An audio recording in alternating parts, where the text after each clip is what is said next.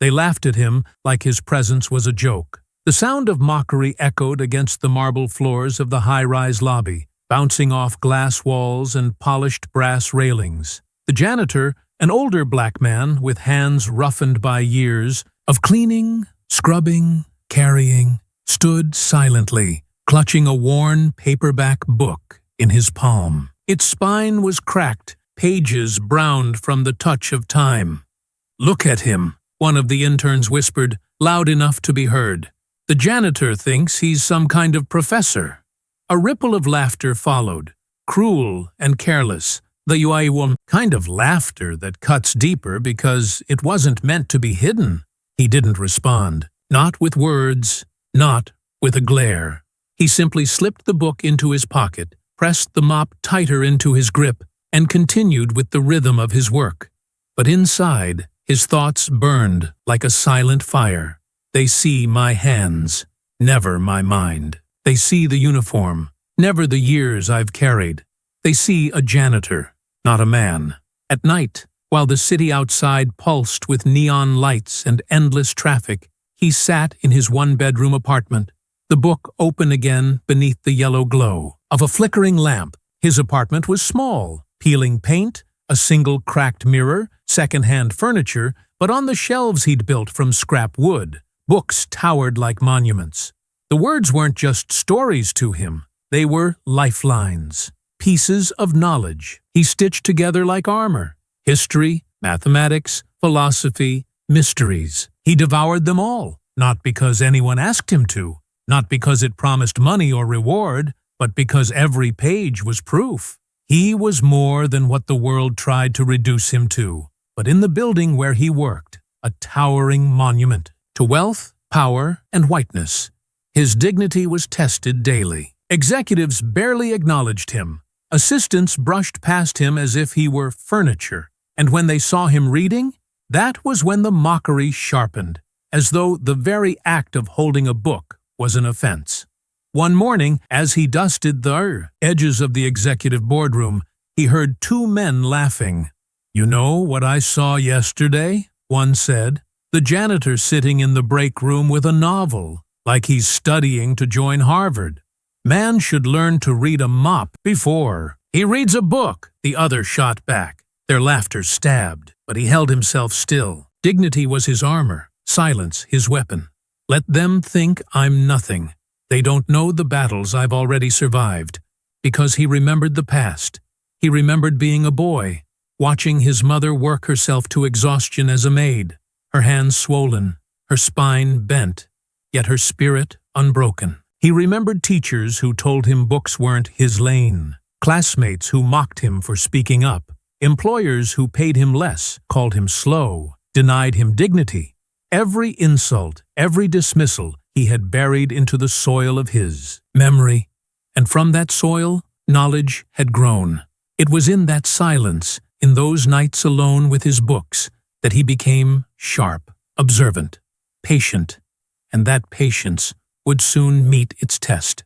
The billionaire, the building's most powerful occupant, arrived in a storm of cameras and flashing lights. His empire stretched across industries, and his arrogance filled every room.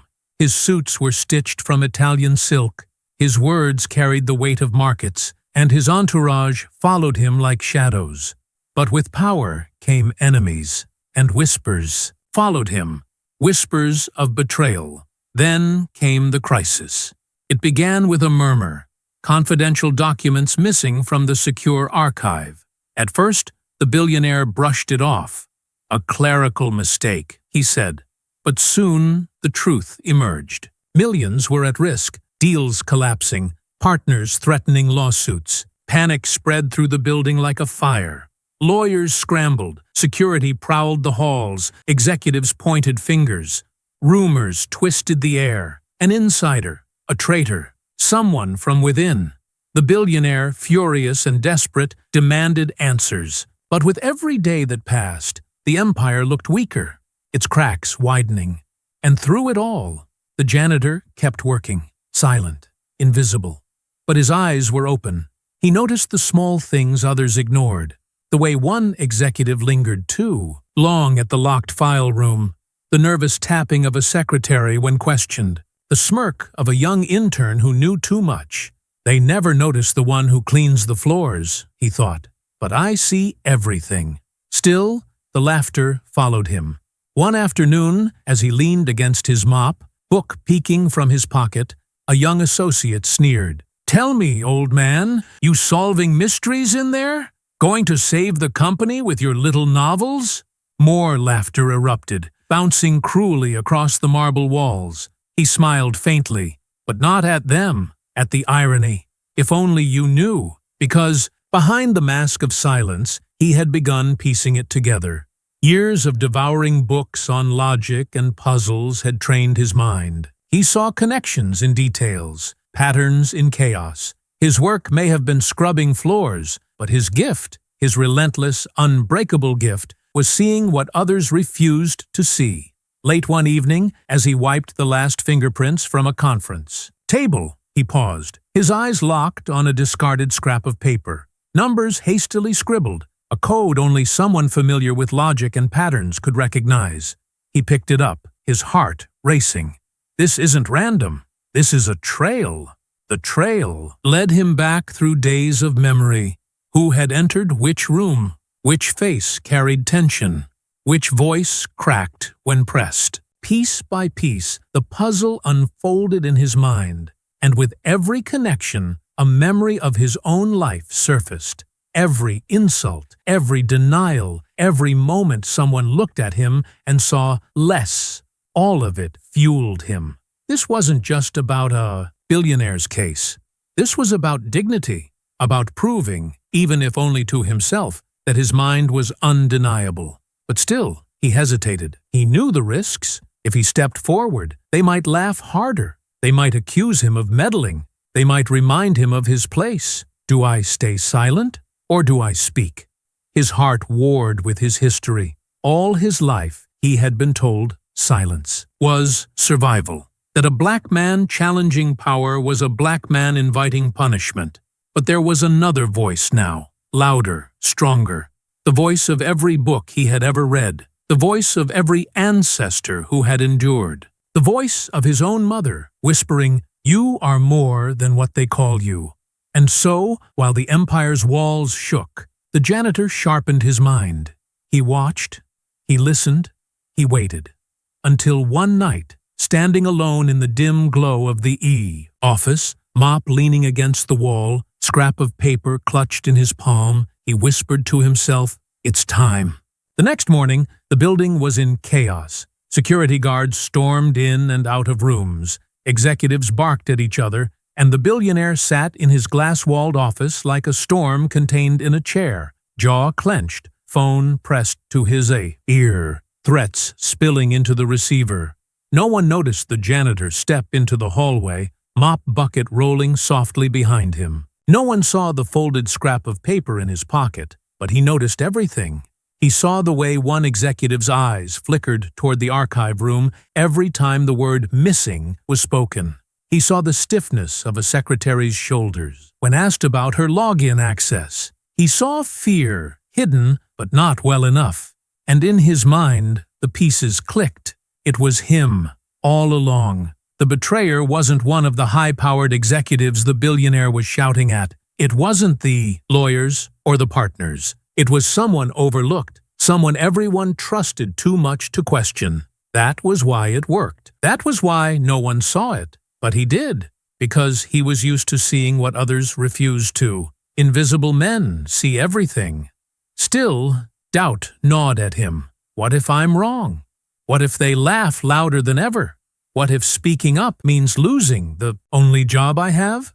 He paused in the restroom mirror, looking at his reflection. Creased skin, tired eyes, the uniform that marked him as less. But beneath it all was a fire. He whispered to his reflection, "If not now, when? If not me, who?" That evening, when the building emptied and the billionaire remained with only his closest aides, the janitor approached the office door. His steps were slow, heart hammering. He raised his hand, knocked. The aides looked up, startled, and one frowned. "This isn't the cleaning schedule. Come back later." But the billionaire, exhausted and furious, waved him in. "What is it?" he barked. The janitor stepped forward, book in one pocket, scrap of paper in the other. His voice was steady. "I know who took your documents." The room went silent. The aides exchanged glances, half amused, half irritated. One chuckled under his breath. "You? What do you know about corporate theft?" The billionaire narrowed his eyes. For a moment, he seemed ready to explode with anger. But something in the janitor's face, something calm, unshaken, stopped him. "Go on," he said quietly. And so the janitor began. He laid out the trail, step by step, the suspicious movements, the nervous tics, the inconsistencies in statements. He unfolded the scrap of paper, pointed to the coded numbers, explained how they linked back to the betrayer's account. His words were not rushed. They were precise, deliberate, steady as stone. At first, the aides smirked, but as the logic unraveled, their smiles faded. The billionaire leaned forward, his eyes narrowing not in dismissal, but in calculation. When the janitor finished, silence filled the room, heavy, electric. Finally, the billionaire spoke. "Are you certain?" The janitor met his gaze, unflinching. "I don't play with words. I'm certain." Moments later, the billionaire ordered security to investigate exactly as the janitor described. Hours passed. Tension coiled tight in every chest. And then the truth exploded. The betrayer was caught. Documents recovered. Millions saved. The empire steadied. And the billionaire, for once in his life, was speechless. The next morning, the news swept through the building like wildfire. Executives who once sneered at the janitor now whispered his name in disbelief. The same interns who mocked his books now stared at him as though he'd grown 10 feet tall. But he didn't bask in it. He didn't strut or gloat. He walked the same halls with the same mop, dignity in his step, silence in his armor. When the billionaire summoned him to the top floor, the entire office buzzed with curiosity. "He's going to reward him," some said. "He'll fire him for interfering," others argued. Inside the office, the billionaire rose from behind his desk, extended a hand, a gesture of respect he gave to few. "I underestimated you," he admitted. "The truth is, you saved me, saved all of us." The janitor looked at the hand, then shook it firmly. "I didn't do it for you," he said quietly. "I did it because truth matters. Dignity matters, whether you're a billionaire or a janitor." The billionaire's face shifted, humbled. "Then let me repay you. A position, money, whatever you want." The janitor paused. For a moment, the offer hung heavy. But then he shook his head. "I don't need a new suit or a new title to know my worth. I just need one thing, that you remember the next time you see a man with a book in his hands. Don't laugh. Don't assume. Respect him, because you don't know the battles he's already fought." The billionaire swallowed hard, nodded. For once, he had no clever retort. Word spread beyond the building. Articles were written, stories shared. The janitor who solved the case.